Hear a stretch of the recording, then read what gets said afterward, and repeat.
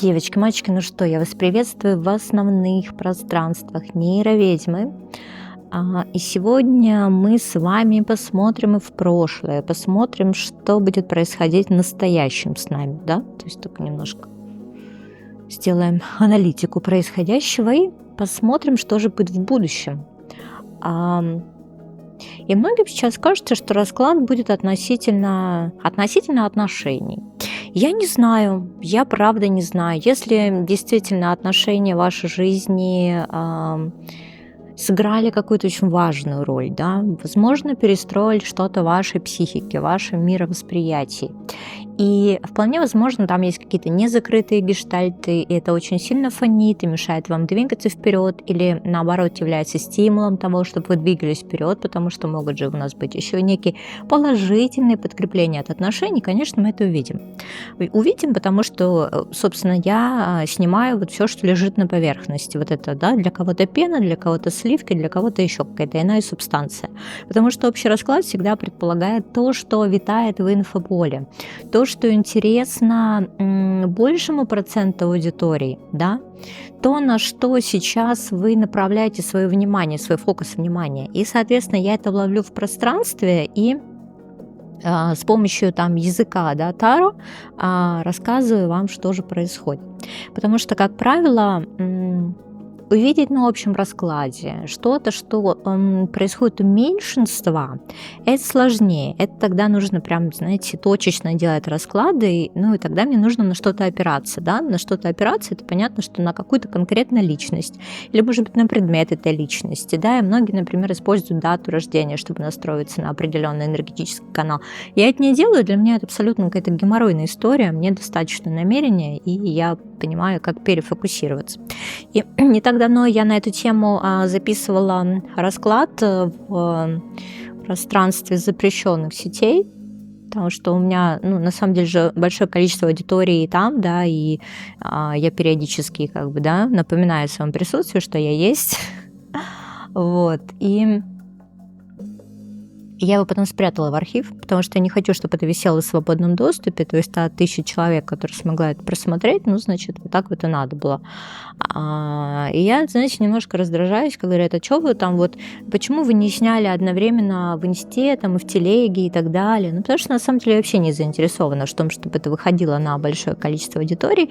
И мне нравится, когда вы ловите меня, понимаете, ловите там, допустим, в эфирах Telegram, да, вот, ловите, или либо как бы вынести, потому что мне кажется, что если у меня есть какое-то импульсное желание дать информацию, поделиться, и вы в этот момент, ну, условно присутствуете в моменте здесь и сейчас, значит, вам надо. А так получается, что я 3 квартала бегу за вами, да, чтобы сказать, как вы мне не безразличны, да, и вот тут вот я вам эфир выложила, и вот здесь повторила, а потом 25 раз донесла там, да, а вы такие, знаете, мне кажется, что информация будет вечна, и как бы сильно в этом нет ценности. Это, конечно, немножко подбешивает, раздражает, но я уж решила с вами говорить честно, да, потому что, наверное, вы мне любите, что я очень честный специалист. И с вами честно говорю, хочу, чтобы вы честно по отношению, да, ко мне тоже поступали, говорили. Вот, я читаю ваши прекрасные манипулятивные комментарии из серии «А вы когда снимаете данную позицию? Мне не резонирует». Или там еще какие-то грустняшки напихали мне там в комментариях, там что-то, да, чтобы там как-то у меня продавить свою сторону. Вот, я все это читаю, и, конечно же, я на это ничего не отвечаю, потому что у меня есть свое видение и понимание контента, да, поскольку мы находимся на зависимой платформе, как бы ни говорили, что YouTube независимая платформа, она таки зависимая. И да, я здесь завишу от рейтингов просмотров, и поэтому, может быть, вас тоже раздражает, что вы пришли просто посмотреть раскладик, а вам тут нужно какие-то действия совершать. То колокольцы какие-то нажимать, то подписываться. Так вот это как раз делается для того, чтобы канал, в общем, повышался, да, в рейтинге. И ну, в связи с тем, что вы со мной достаточно давно, я для вас разработала мощнейшую, крутейшую программу, которую вообще вот нет ни одного, наверное, практика-таролога на YouTube, потому что по подписке вы получаете образовательную программу. И образовательная программа включает в себя проживание как старших и младших арканов. Напомню о том, что я первый специалист, вообще не люблю слово специалист, но однако, который разработал теорию проживания еще и младших арканов, потому что считалось всегда, ой, вот мы типа проживаем старшие, и как бы и ок, и хватит, да, и достаточно. А младшее, оно, знаете ли, не несет никакого значения. Вот. А я на младшие арканы тоже расписала медитации, которых тоже нет в общем пространстве, интернет, потому что это тоже все писалось в потоке, это писалось непосредственно и под себя, потому что я тоже проходила с вами, да, всю эту историю. То есть, когда я ее писала, да, я ее, понятно, что тоже проживала. И, это так называется проживание арканов. Почему? Потому что вы полностью погружаетесь в эти энергии. И в качестве, не знаю, там спойлера, не спойлера, да, как это вот считалось раньше, да, почему, что только называлось проживание. Вот вы представляете карту, да, перед глазами, погружаетесь вот в все энергии, и, значит, вы чувствуете себя императрицей и так далее. Вот. И все это, собственно, по принципу пути героя Кэмпбелла, допустим,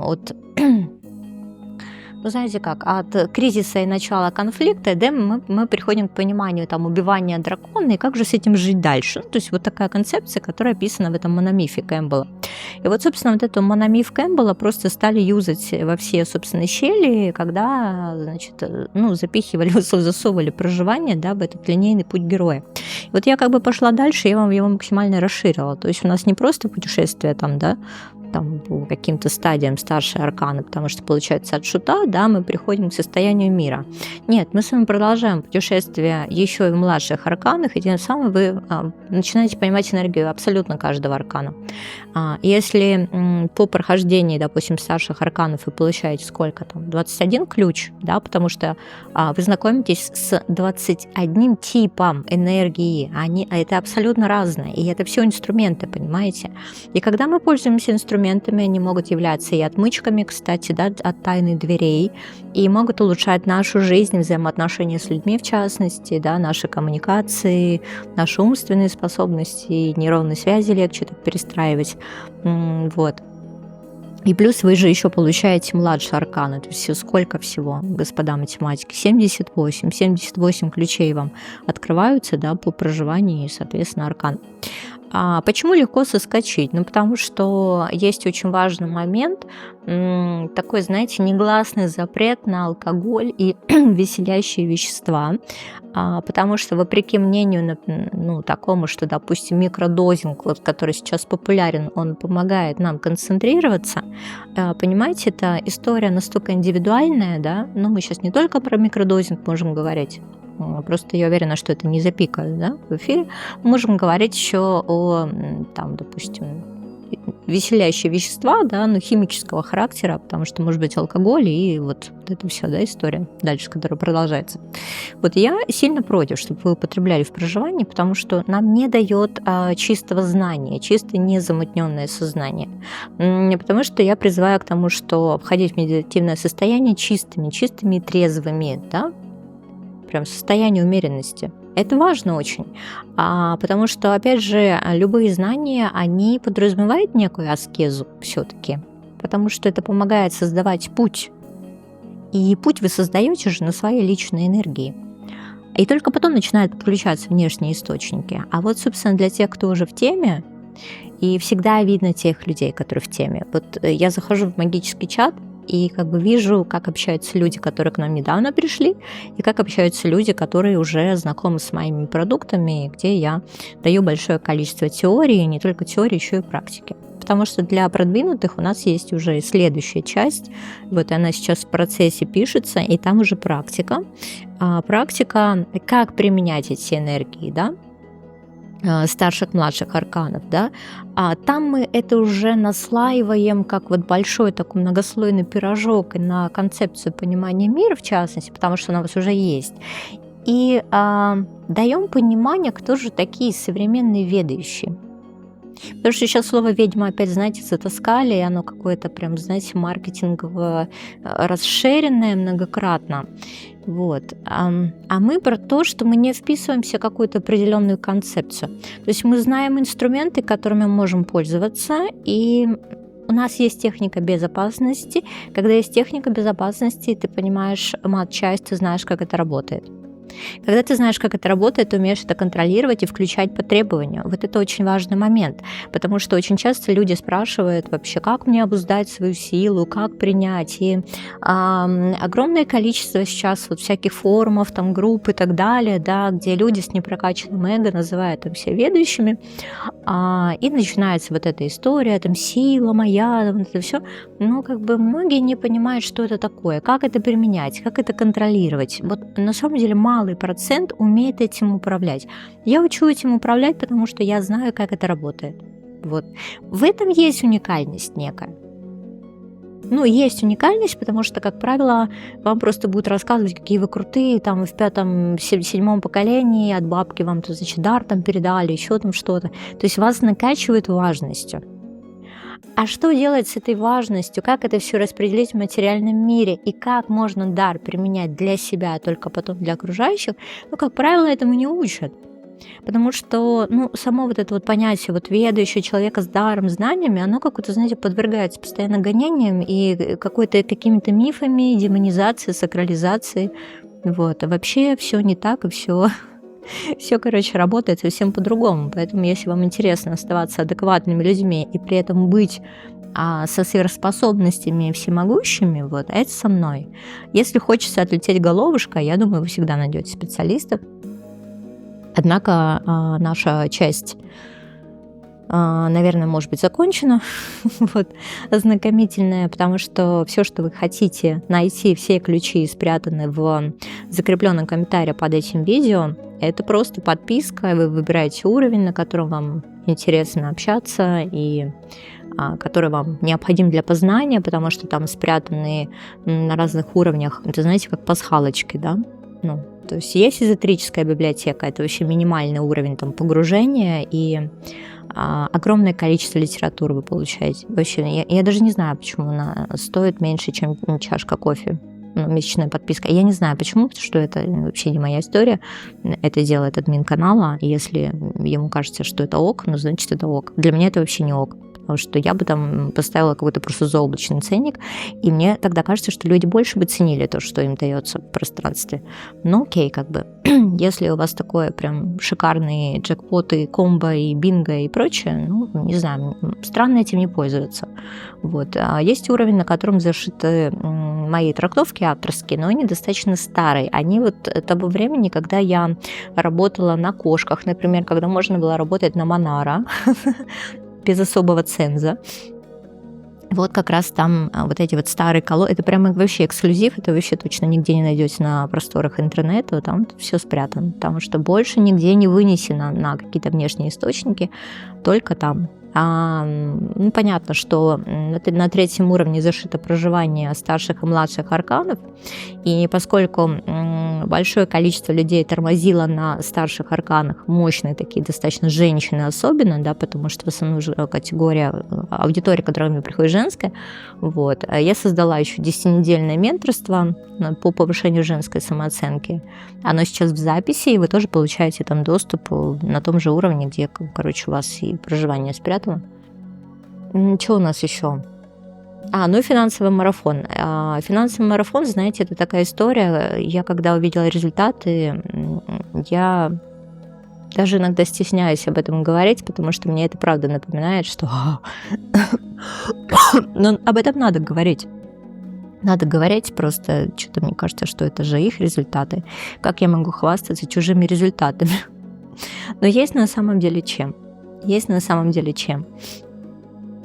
Слушайте, было такое, что да буквально на днях девочка, ну, то есть она как бы даже не в проживании, ничего, просто мы с ней поднимали тему, она занимается бизнесом, она бизнес-трекер, достаточно известный, ну, я очень люблю поговорить, на самом деле, с людьми разных профессий, направленностей, потому что я так наполняюсь и тоже получаю какие-то лайфхаки, вот, и мы с ней поговорили на тему денег, я с горящими глазами рассказывала ей, плюс еще какие-то такие немножко, как мне кажется, прописные истины, которые я также излагала в марафоне, вот, и на следующий день она мне написала, говорит, ты представляешь, мы с тобой пообщались, а мне согласовали наставничество. А там, знаете ли, прям суммы такие, ну, то есть она как наставник. То есть понимаете, что когда ты вот просто к этому всему подключаешься, оно уже начинает работать, да, если ты готов это делать. Потому что все знают, что в моем пространстве происходят чудеса. Вот. Ну, опять же, для хороших детей. Потому что, собственно, если вы ничего не делаете, то Оля Лукоя, да, нейроведьма, раскрывает над вами черный зонтик. Вот. Она с вами даже почти там не общается. Потому что я не люблю людей, которые просто тратят мое время. А если вы что-то делаете, у вас результаты, я всегда радуюсь и готова вам помочь. Здесь, конечно, вы тупые вопросы не задаете, потому что, ну, есть как бы вещи, до которых можно самим дойти, да, а я вот уже, собственно, по глубине вопроса понимаю, человек готов сам что-то делать или просто, ну, хочет, чтобы его на руки взяли, потому что многим очень хочется, да, это великая привилегия эго, чтобы нейроведьма на руки взяла кого-то.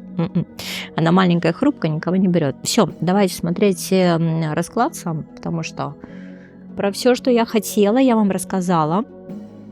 Получилась у нас такая довольно длительная болталка, но зато, как мне кажется, она закрывает большое количество вопросов, которые в вашей головушке могут возникать. Да? Кто мы, что мы, зачем мы, что мы делаем и прочее.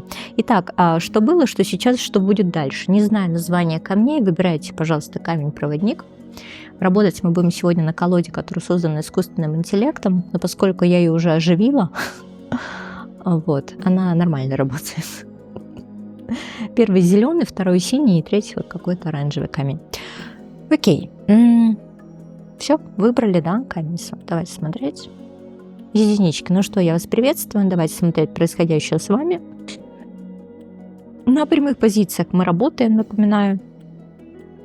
Не хочется никаких перекосов мне.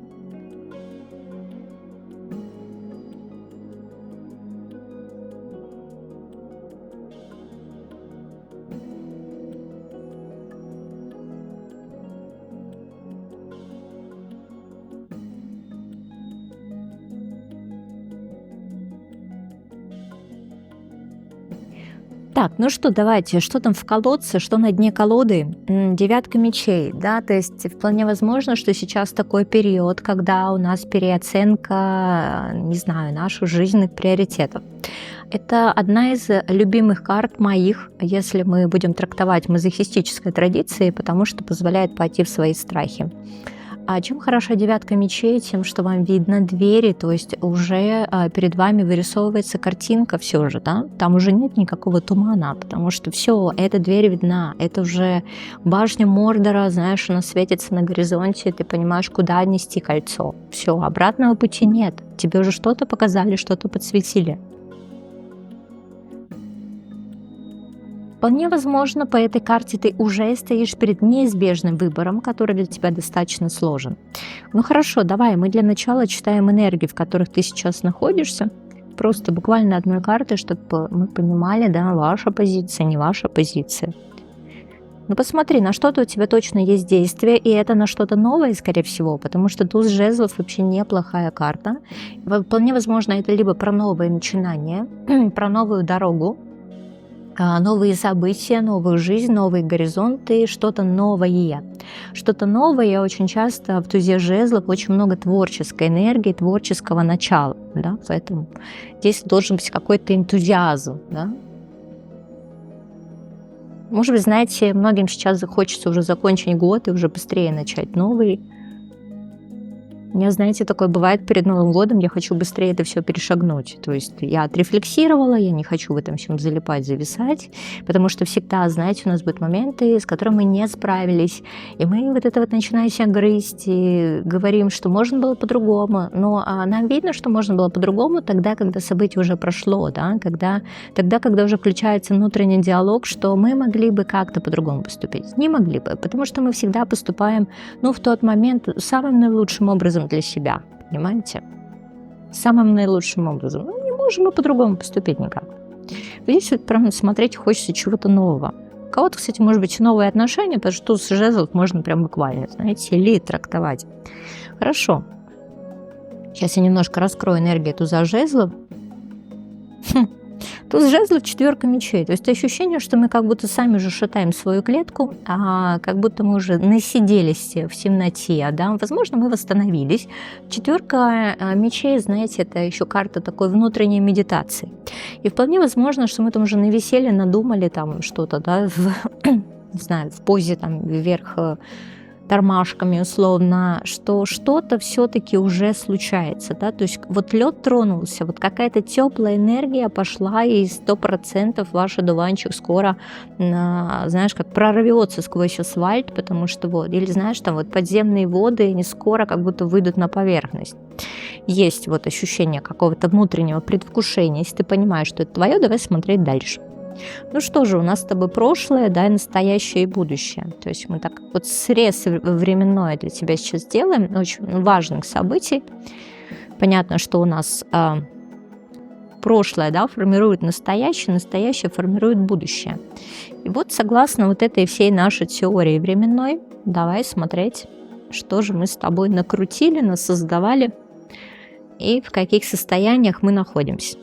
Да, делаю, как вы понимаете, для вас сегодня 3 варианта, чтобы была, да, вариативность событий. Но знаете, иногда расклады на один вариант тоже нужны, потому что они получаются более полные и дают ответы на вопросы вот тем, кто прям вот совсем уже готов их услышать, и поэтому я для них снимаю один вариант, и все счастливы. Хорошо. Окей, ваше прошлое, да, прошлое, которое определило настоящее. Ну вот, собственно, смотрите, как раз 9 мечей. Вот поскольку эта карта вышла у нас на дне колоды сразу, вполне возможно, я могу здесь сказать о том, что вы правда пока еще опираетесь на прошлое. Может быть, на какие-то прошлые результаты, вот какой-то вот прошлый опыт. Может быть, он не совсем позитивный. 9 мечей столкнулись как бы с тем, куда не хотели смотреть, да, и, соответственно, не хотели вы с этим сталкиваться, потому что есть у вас страхи, да, страхи получить то событие, которое вы боитесь. Ну, например, мы боимся, что нас там кто-то может разлюбить, да, то есть для нас это личная 10 мечей. Или мы боимся, что мы можем заболеть какой-нибудь тяжелой болезнью, это наша личная 10 мечей. Мы боимся, что наши планы могут рухнуть, это наша личная 10 мечей. То есть вот, знаете, всегда есть такое событие, которое, как кажется, знаете, вот оно перечеркивает полностью нашу жизнь, да, и вот все. Ну, это даже не башня, потому что в башне много энергии, вот этот взрыв, там, тебе вот кажется, что... Ну, знаете, вот башня на самом деле, она, конечно, это крушение планов, но там энергия есть. 10 мечей все, там энергии никакой нет, все, потому что из тебя вот все это ушло.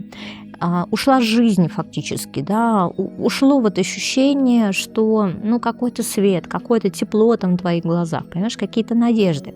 И вот прошлое говорит нам вот о том, что мы действительно были либо готовы потерять, да, либо прям действительно вот понимали, что нам с чем-то придется расстаться, чем-то очень важным, дорогим и нужным для нас. Сейчас мы посмотрим, о чем здесь была 9 мечей и куда это все привело.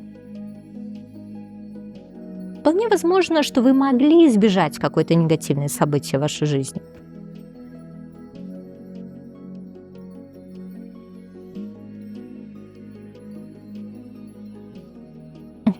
Смотри, 9 мечей, да, и 2 мечей.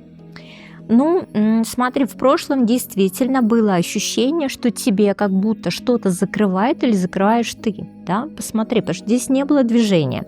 Вот, скорее всего, об этом наша с тобой 4 мечей, да, вот сейчас уже, смотри, пошла энергия, но вот прошлое нам показывает, да, что там совсем ничего не было, там было ощущение какого-то подвала, да, там было ощущение вообще, что что я здесь делаю? Я действительно не понимаю, я боюсь, что меня придут и казнят. То есть вот такое ощущение, что мы отбывали здесь какое-то наказание.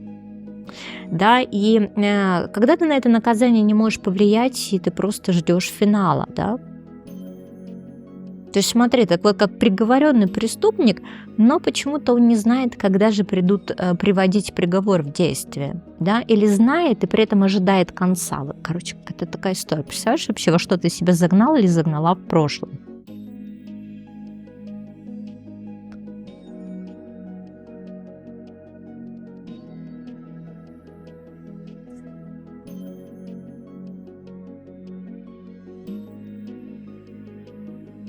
Ну и чем же вот эта, да, история закончилась у тебя в прошлом?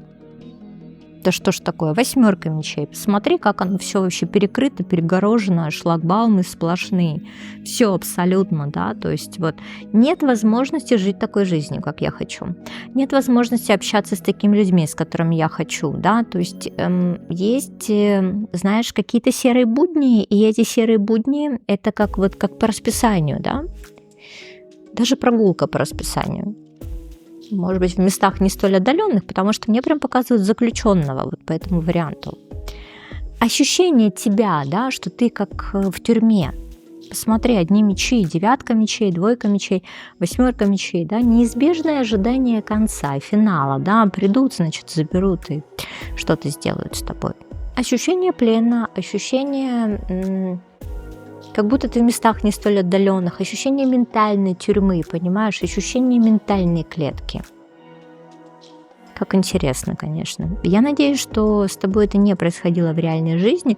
Ну, опять же, если это про реальную жизнь, то это про тяжелую достаточно ситуацию, на которую ты не можешь повлиять.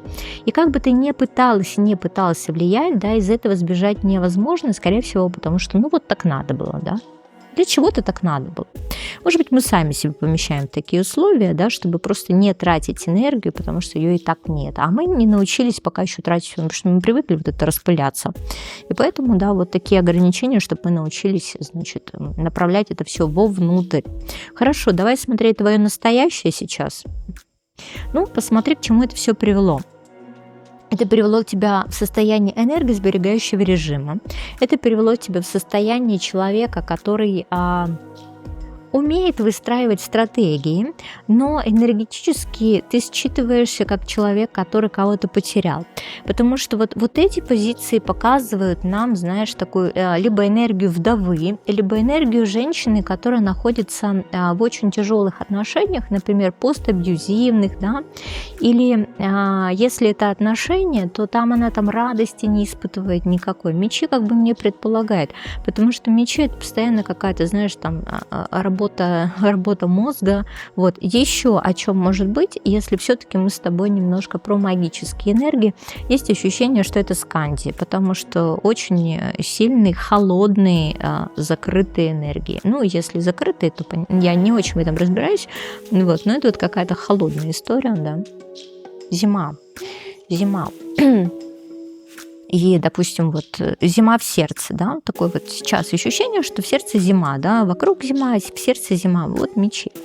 Мечи достаточно сложный путь, видимо, тебе нужно было к этому прийти.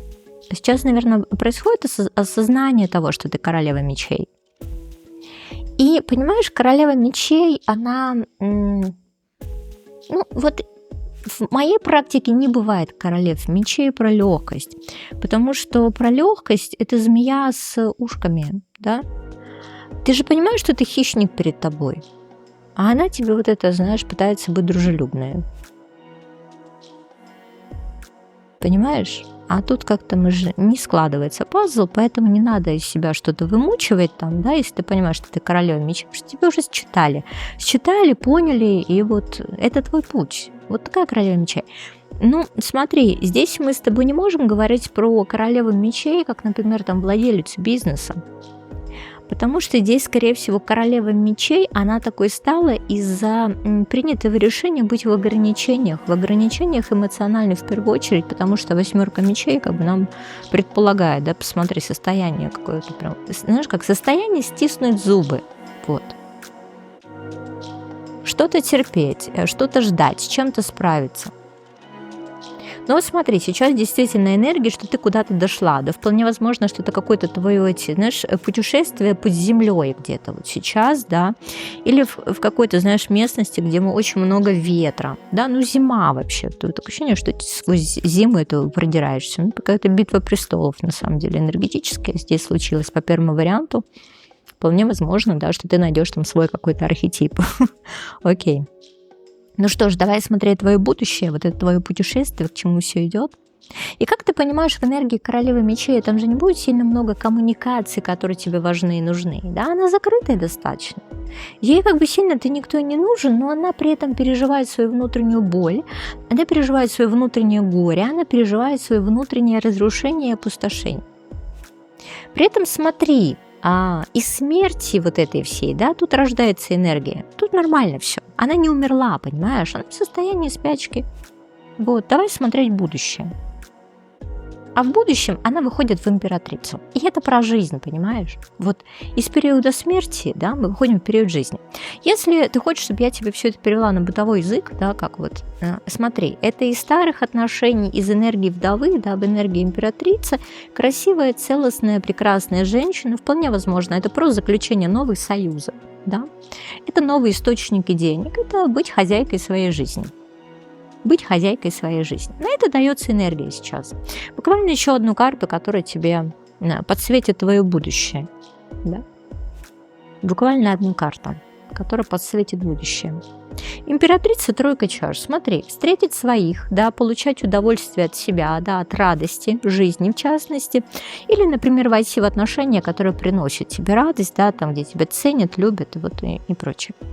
Вот такая интересная история. Видишь, у нас как-то больше получается не про то, как покакал твой Иван Петрович, знаешь, жиденьким там или крутеньким, вот, а именно про тебя. И это, мне кажется, важно. Важно, потому что мы сейчас уже еще подводим итоги года, и в качестве спойлера я же как-то вот снимала, да, там, немножко на итоге года, и там вот как раз была такая ситуация, что мы прошли какой-то очень важный урок.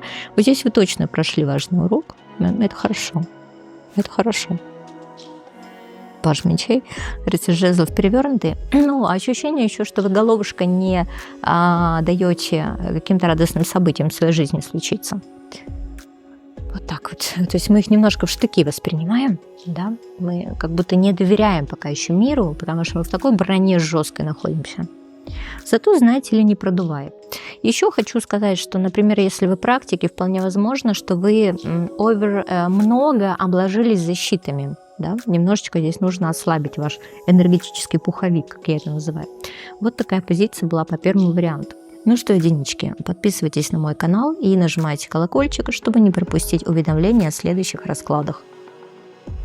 Двоечки, ну что, я вас приветствую, давайте смотреть происходящее с вами. Сейчас перетасую колоду и посмотрю, что на дне. На каком вы дне. Надеюсь, что камень попадает в кадр, но не обессудьте, если не попадает.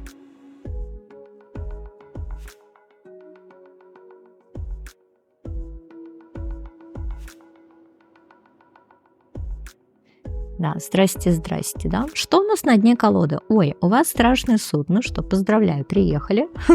Либо вы разгневали богов, да, либо вот какая-то новая жизнь вот у вас должна начинаться, или вы сейчас уже в энергиях новой жизни.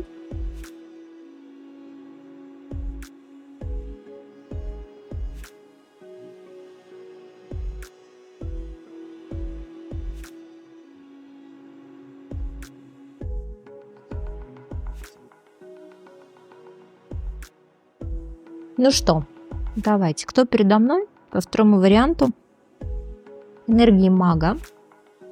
Ну, наверное, это те мои мальчишки, девчонки, которых я учу крутить воронки, да, там в манифесте, к примеру.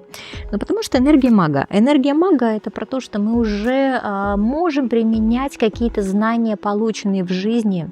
Вполне возможно, что уже даже на практике. И когда мы понимаем, что это работает, да, и мы действительно можем себе запрограммировать, что мы сейчас приедем, да, и на парковке будет самое классное, лучшее место для меня, и оно всегда есть, да, это уже энергия мага, понимаешь? Это уже какая-то работающая техника, где ты вкладываешь намерение, получаешь результат. Поэтому 100% второй вариант смотрят те люди, которые со мной достаточно давно, потому что это уже просто, знаешь, как становится даже частью крови, частью ДНК твоей, потому что мы же перестраиваем себя максимально, мы же становимся немножко даже по отношению к другим людям сверхлюдьми, но без вот этого всего, без Ницше, там, как он там говорил, сверхчеловек, без шизы, да?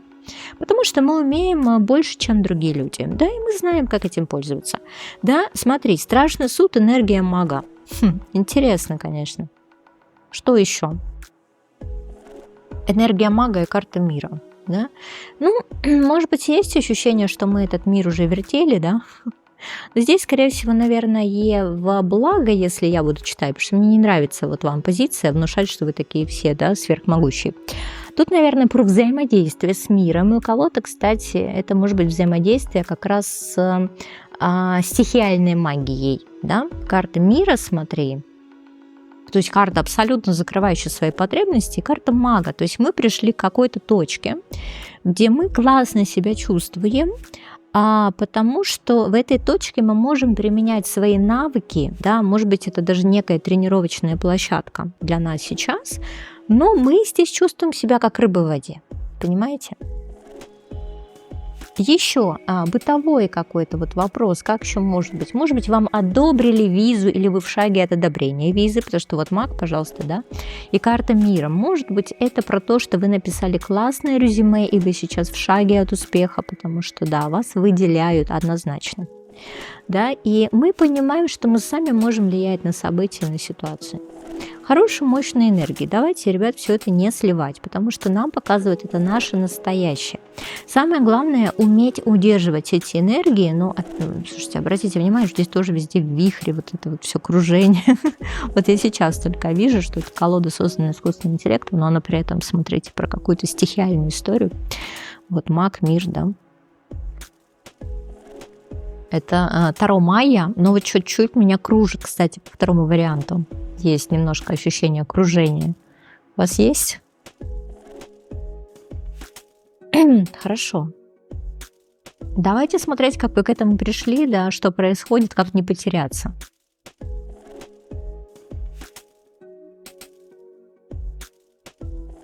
Я могу читать немножко в негативном аспекте, но не хочу. Если будут предпосылки, почитаю. Пока все достаточно понятно.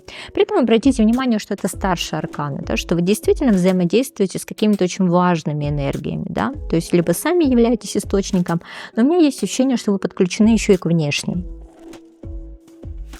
Кстати, как подключаться к внешним источникам, я еще в манифесте не рассказывала, поэтому качаем внутренние сначала. Но это, конечно, будет что-то мощное. Мне кажется, потом нужно будет все школы магии закрывать, потому что вы будете мега крутыми. Никто с вами не сравнится.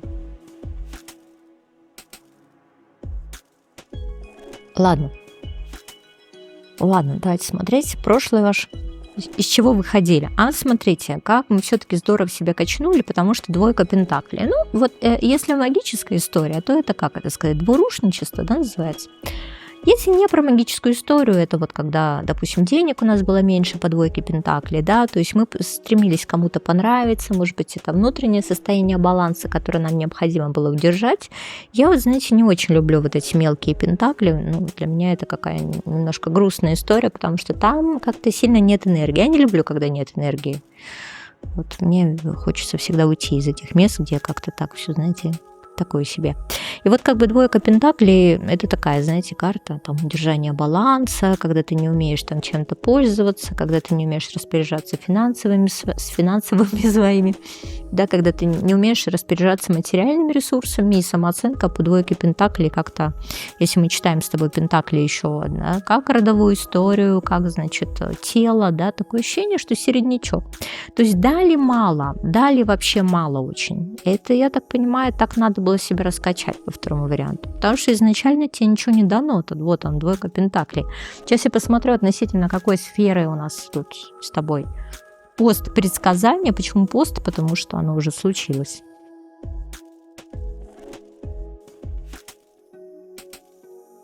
То ли да, то ли нет.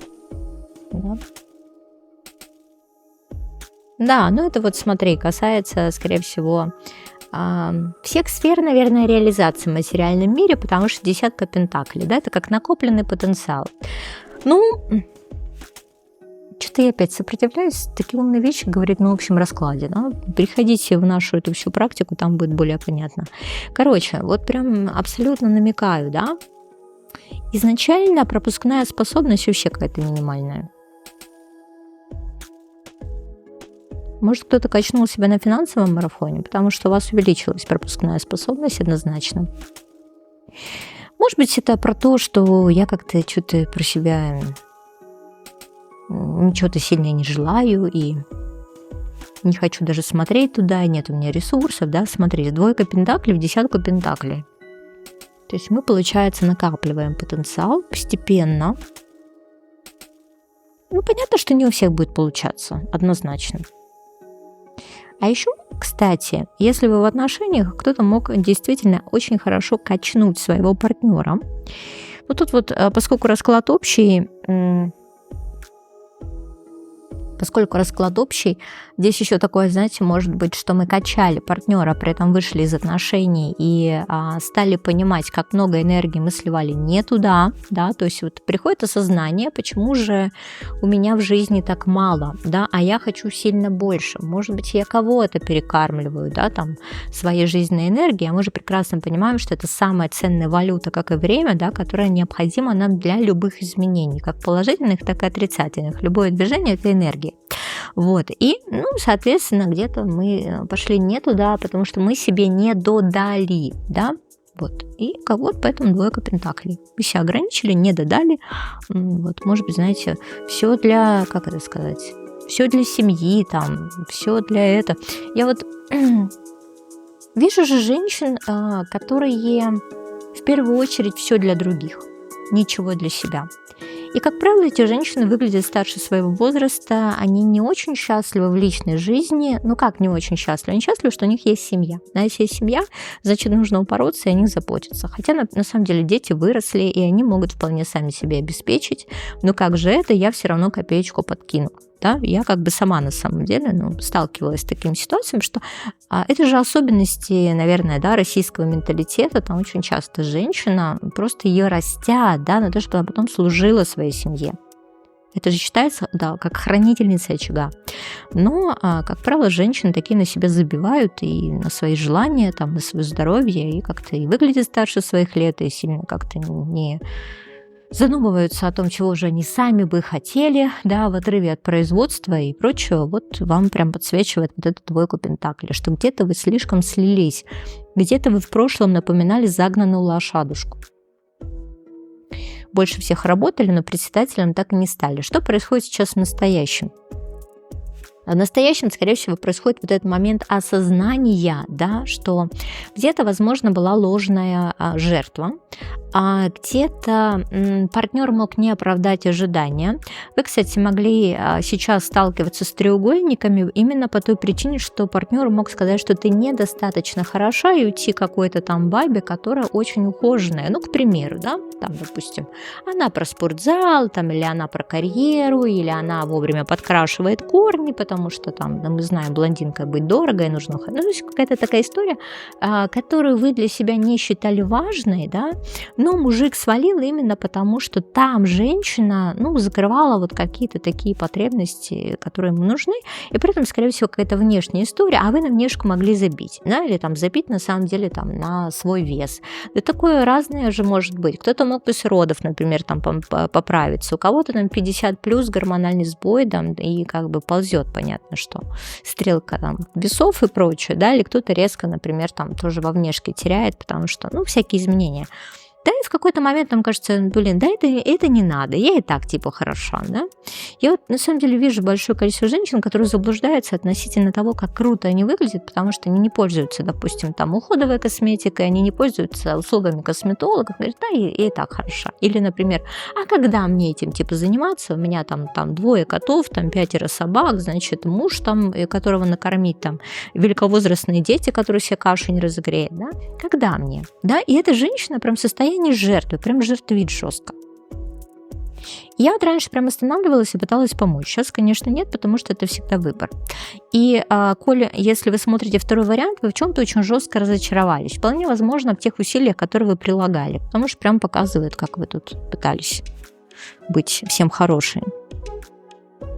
О чем ваша личная тройка мечей? Узнали себя, да? Потому что здесь можно узнать себя в любом возрасте и ошибочно полагать, что это только женщины 45, 50, которые смотрят, вот дети выросли. Вы же просто просили в комментариях, да, затрагивать вот аспекты женщин, которые там, допустим, 45+. Потому что уже немножко другие жизненные категории, да, и говорит, не забывайте, у нас уже не период фертильности, читайте для нас. Так вот, для вас, мои дорогие, я вот сейчас и читаю тоже, потому что понятно, над чем работать сейчас, да, поэтому если есть действительно возможность, да, обратить время вспять, это можно сделать, потому что можно такие омолодиться-то, да, вообще в любом возрасте. Просто здесь вот нужно выйти из состояния тройки мечей. Вот, тройка мечей, как бы шестерка жезлов, да. То есть либо мы кого-то качали, да, и значит, нам не принесло это каких-то результатов, либо мы разочаровались в себе в первую очередь, потому что тройка мечей, шестерка жезлов. Мне же казалось, что я так много успею. Мне казалось, что я такая классная. Мне казалось, что меня там типа в любом городе там оторвут с руками, ну как, не знаю, там сотрудничество, может быть, какое-то, да, или будет легко устроиться на работу, я же такая классная, умная, красивая, короче, нужно подчеркнуть. Но сейчас мы проживаем период разочарования, вполне возможно, он связан и с нашим эго, да, потому что это неудовлетворенные амбиции. И вот как-то, знаете, как амбиции есть, а вот как их применить сейчас непонятно. Сейчас я еще одну вытащу на шестерку жезлов, потому что хочу понять, вы уже закончили этот момент распыления на всех и вся?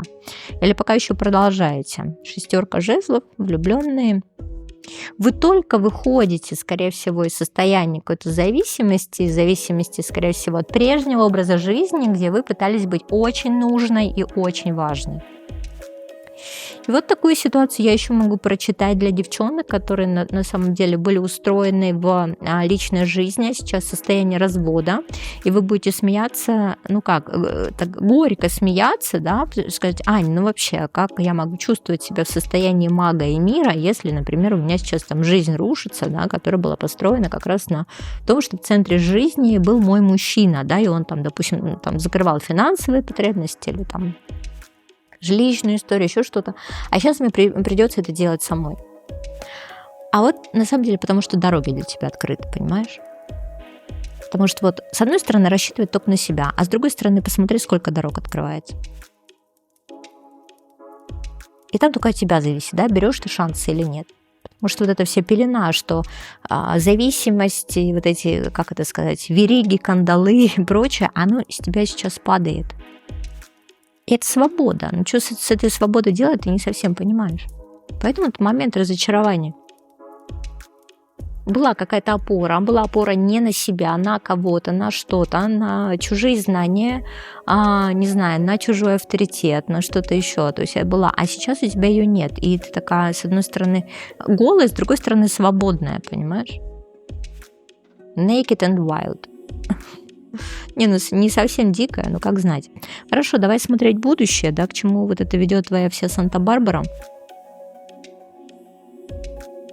Ну, знаешь, сказать что о том, что ты выходишь в какой-то судьбоносный период, по пятерке жезлов нет. Скорее всего, эти моменты соревнования продолжаются, но тебе уже сильно проще, потому что как бы энергия мага предполагает даже некое превосходство. И обрати внимание, что пятерка жезлов не такая уж страшная карта, как ее обычно читают, потому что это не что иное, как competition. Это соревнование. Это, наверное, момент того, что, может быть, это опять твое эго играет, да? Может быть, это опять по пятерке жезлов нам нужно находить свое место под солнцем. Здесь, наверное, вопрос в том, что это какая-то конкуренция среди людей, среди общества. Скорее всего, это работа в каком-то коллективе, знаешь, где тебе нужно будет показать, что ты там смелый, ловкий, умелый, джунгли зовут и прочее. Да? Вот такой, знаешь, закон джунглей, короче, тебя ждет. Но при этом смотри, это возможность выйти на следующий уровень. Да, то есть если мы не идем в конфликт, например, там, с людьми, а общаемся с ними как с союзниками, да, эти люди выводят тебя на следующий уровень. Здесь самый важный урок будущего, да, сейчас, который будет происходить, это момент коммуникации. Это момент коммуникации, связи с нужными людьми. То есть смотри, твоя задача сейчас вершить правильный, нужный нетворкинг. Да, нетворкинг.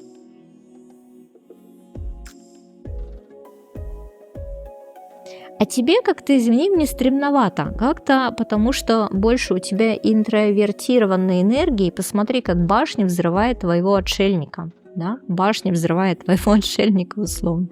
По правосудию, потому что, в принципе, все. У тебя, смотри, много скиллов, навыков, да, тебе есть что дать. Тебе есть что дать этому миру, а ты не даешь и не показываешь. Да? Не даешь и не показываешь. И смотри, по справедливости мы с тобой вообще все закрываем девяткой чаш. Это тогда, когда ты просто кайфуешь от того, что тебя слушают. От того, что то, что ты делаешь, востребовано, понимаешь? От того, что ты действительно начинаешь в мир проявлять то, что у тебя давно спрятано в стол, да? Это могут быть твои письменные таланты, это может быть какой-то крафт твой, да, но это востребованная история. Кто-то, может быть, делает мерч, потому что меня смотрит большое количество людей, и я как бы понимаю, да, что такое ощущение, что вы, возможно, выстроили себе когда-то достаточно глобальную картину, когда-то, да, а теперь пришло время к этой глобальной картине вернуться. Но для того, чтобы ваши желания сбылись, тут просто нужно грохнуть реальность на самом деле, да. Шестерка мечей, да, и девятка мечей. Прям действительно понять, что нужен переход, понять, что нужны изменения. И там страшно, потому что для некоторых это правда переезд. Я не вижу, конечно, энергии колесницы, потому что, собственно, здесь нужно просто пока все готовить к тому, да, чтобы переходить на какой-то следующий уровень, да, но при этом вам рекомендуют быть в энергии все же королевы мечей, нежели вот эта вся история эмоциональная, которая может вас расшатывать. А быть в энергии королевы мечей, при этом взаимодействовать с людьми, это именно выстраивать себе грамотную флоу, да, грамотное окружение, да, потому что, ну как, знаете же, говорят, что среда определяет бытие, правда? Ну, говорят, бытие определяет среду, ну, среда определяет. Потому что вам нужно действительно общаться именно с теми людьми, которые вам либо чуть выше, потому что там нужно, да, стремиться к чему-то, и у них действительно какие-то связи могут быть, а не пытаться, знаете, просто пробраться, короче, обязательно туда, потому что, может быть, вас там еще пока не ждут, или вы к чему-то не готовы. Потому что если вас куда-то не пускают, значит, вы энергетически там этому уровню не соответствуете. И здесь очень важно понимать и растить это все, и тогда будет рост.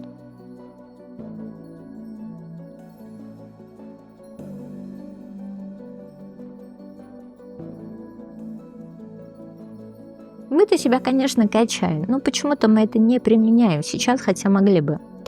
Могли бы. Вот еще такой небольшой совет по второму варианту. Хотя, мне кажется, что-то я вам слишком много дала советов. Жирненько будет для общего расклада. Ну, давайте так. Вот то, что вы делаете, вы почему-то не воспринимаете сейчас серьезно, потому что для вас это на уровне эмоций по рыцарю чаш. А здесь как бы нам предлагают это все оформить в какую-то структуру. Совет на миллион сейчас был. Мало кто это будет делать, потому что мы понимаем аудиторию на YouTube. Вот. Но тот малый процент вообще, кто увидит, поймет и услышит. Дай бог, чтобы у вас все случилось. Двоечки. Подписывайтесь на мой канал и нажимайте колокольчик, чтобы не пропустить уведомления о следующих раскладах. Хорошо, третий вариант. Я вас приветствую. Давайте смотреть происходящее с вами. У меня большая просьба, этот расклад нужно расширить. Это обязательная история. Я, конечно, сейчас буду создавать намерения на это все. Покручу тут себе тоже. Потому что очень важные вещи. Пространство сегодня благожелательно и сообщает очень важную информацию. Нереально важную для вас. Так, окей, а что на дне колоды? Тройка чаш. Да, в принципе, время общения с людьми, время, наверное, подарков, время радости, ну, такие, знаете, прям энергии такие, на расслабончике мы с вами сейчас. Ну, давайте смотреть, что же там у нас по третьему варианту, собственно.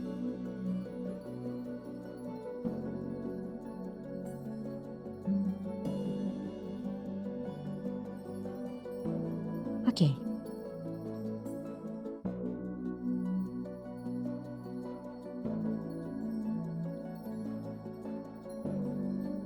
На прямых позициях, да, напоминаю. Так, что у нас там? Энергетический фон.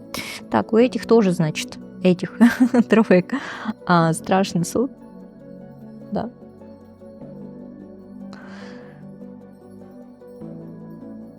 Маг. Предыдущий вариант, значит, был маг и мир, а здесь страшный суд и маг. Тоже такое ощущение, что мы... Хочешь, я убью соседей, да, что мешают спать? Как в этот момент тоже всемогущество может присутствовать в энергиях. Да, новая жизнь, и вот мы действительно понимаем, что у нас есть скиллы какие-то классные, которыми хочется научиться пользоваться, или мы уже умеем пользоваться.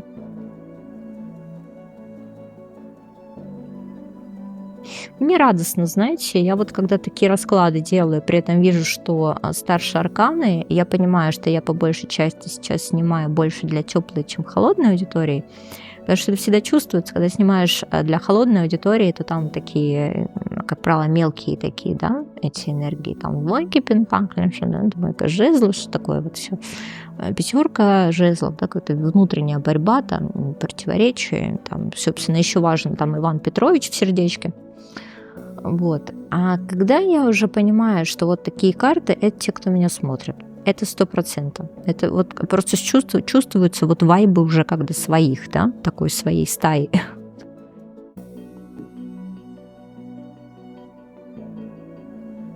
И вот тогда я расслабляюсь и понимаю, что сейчас вот моим все будет понятно.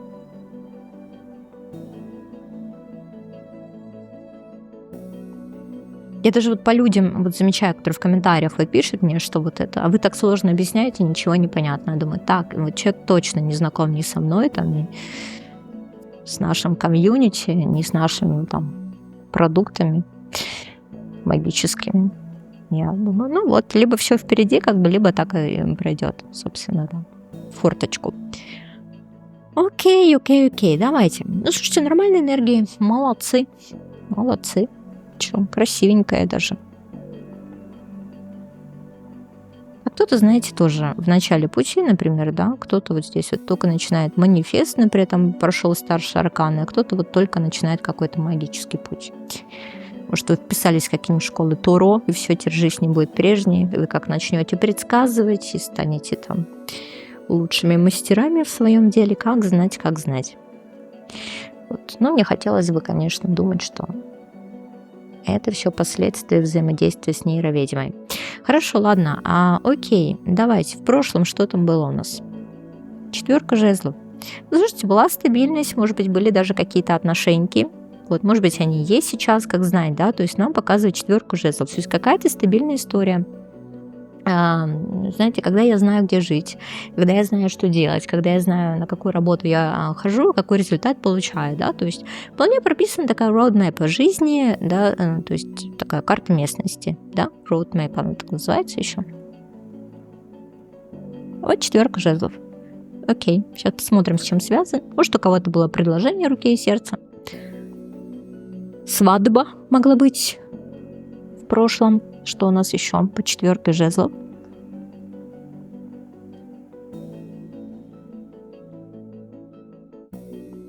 При этом это была какая-то стремительная история по рыцарю жезлов, и все достаточно хорошо. То есть вы могли получить признание, например, на работе, вы могли получить признание, потому что теплые энергии по рыцарю жезлов, да, это всегда положительные вести, да, положительные вести о принятии вас куда-нибудь, о повышении, о том, что вас для чего-то выбрали. Я не знаю, может, вы прошли там какую-нибудь инициацию, вас там боги выбрали, например, да?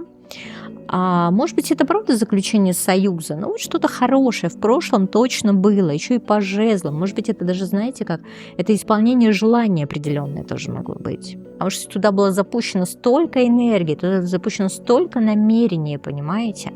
Вы очень много работали над тем событием, которым вот случилось в прошлом. Я так понимаю, что это было недавнее прошлое, да, все же. Ого! Тут, наверное, вам пришлось вообще грохнуть реальность, чтобы это произошло, потому что это, по идее, это как будто даже не прописано было, ну, вот как бы в вашей текущей реальности, там, потому что на все это падает энергия смерти, и я понимаю, как нужно было вообще все максимально поменять, да, поменять и изменить. Так, ну что там еще, какой урок вы из прошлого извлекли?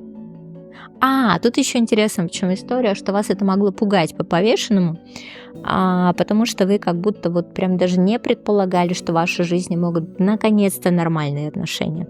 Или в вашей жизни может быть наконец-то нормальный какой-то рабочий процесс, да, взаимодействие с людьми, нормальные коммуникации по 4 жезлов, стабильные, да, те, которые не зависят от там, погодных, природных условий, да, от того, в каком настроении там условно проснулся ваш партнер, да, то есть вам там что, щемиться куда-нибудь там под лавку, да, или там нести ему там сырники готовить, потому что он хорошее настроение. То есть вот здесь нормальная стабильность, да, и ты понимаешь, нифига себе, а что так может продолжаться.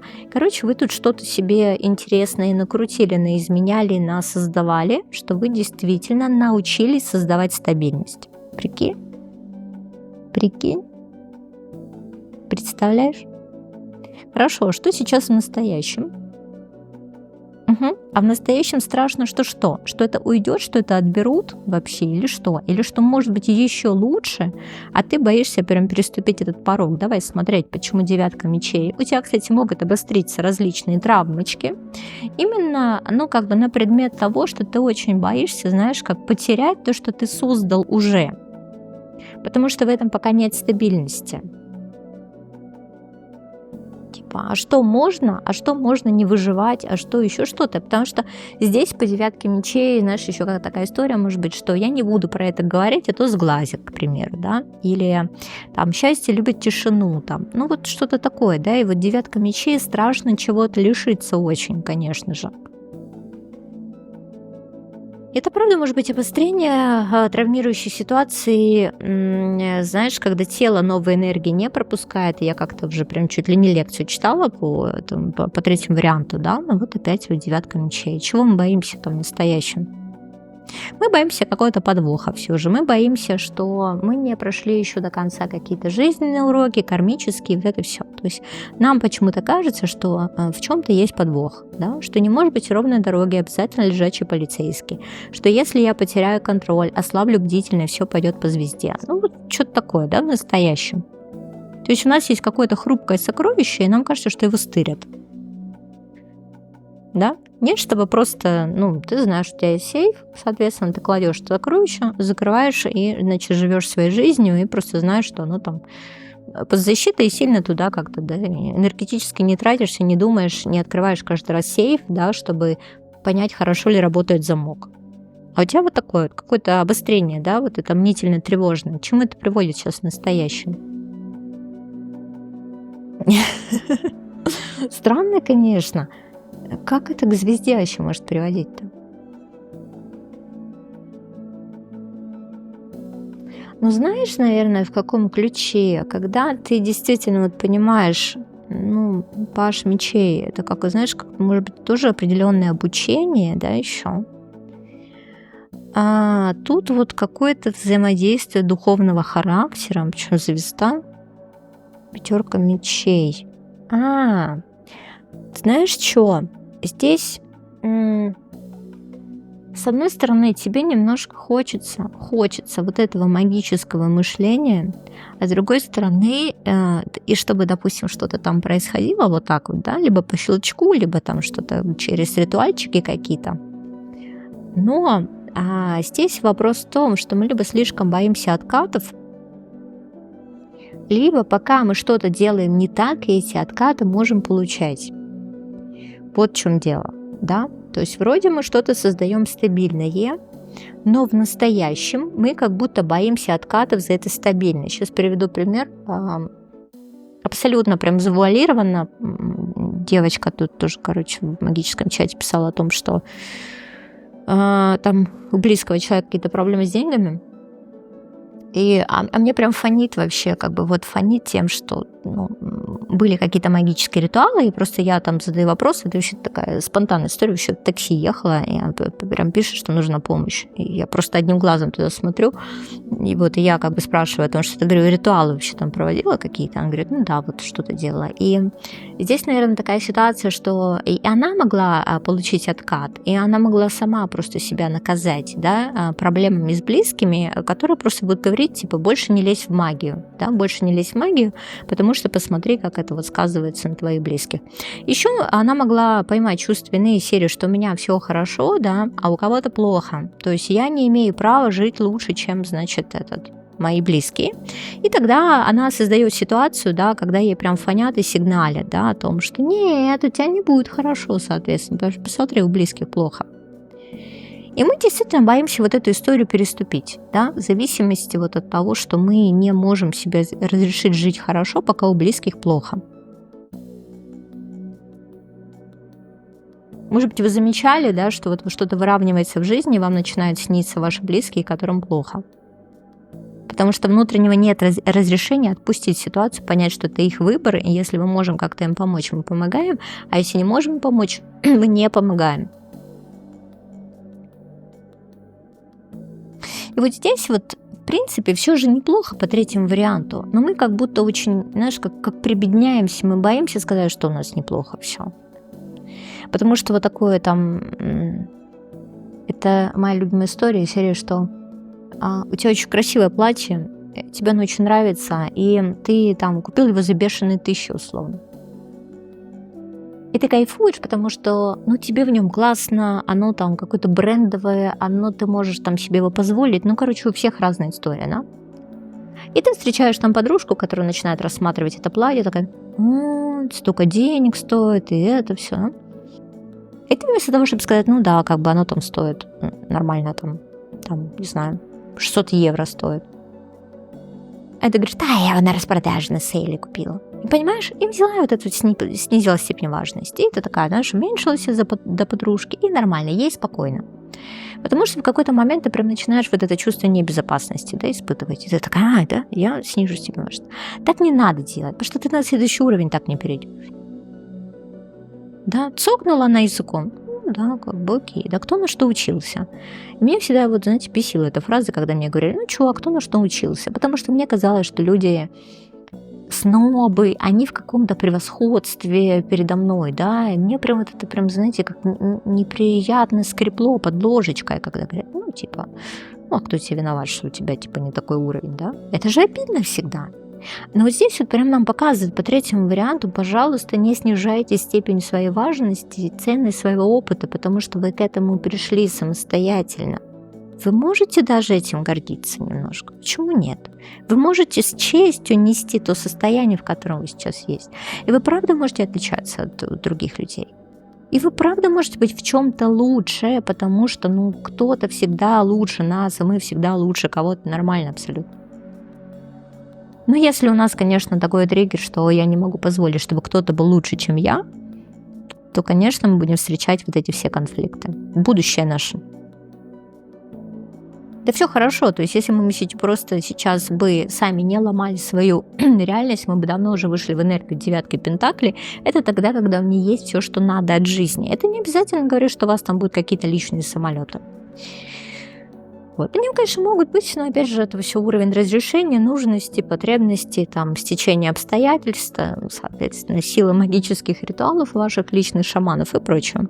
Потому что, смотри, очень хорошее будущее. 9 пентаклей, 6 пентаклей. Все хорошо, все замечательно. Тут можно так себе прям качнуть и раскачать.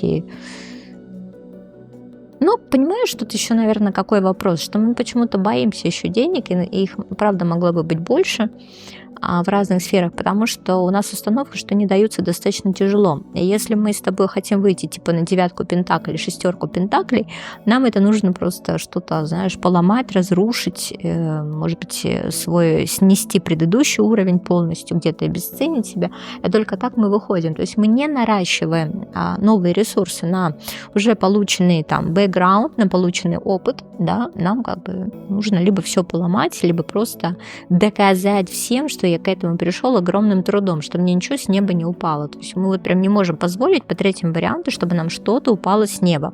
Хотя, в принципе, наши энергии, может быть, по дате рождения, может, еще кто-то, да, без перекоса, это действительно, что сами все принесут и сами все дадут.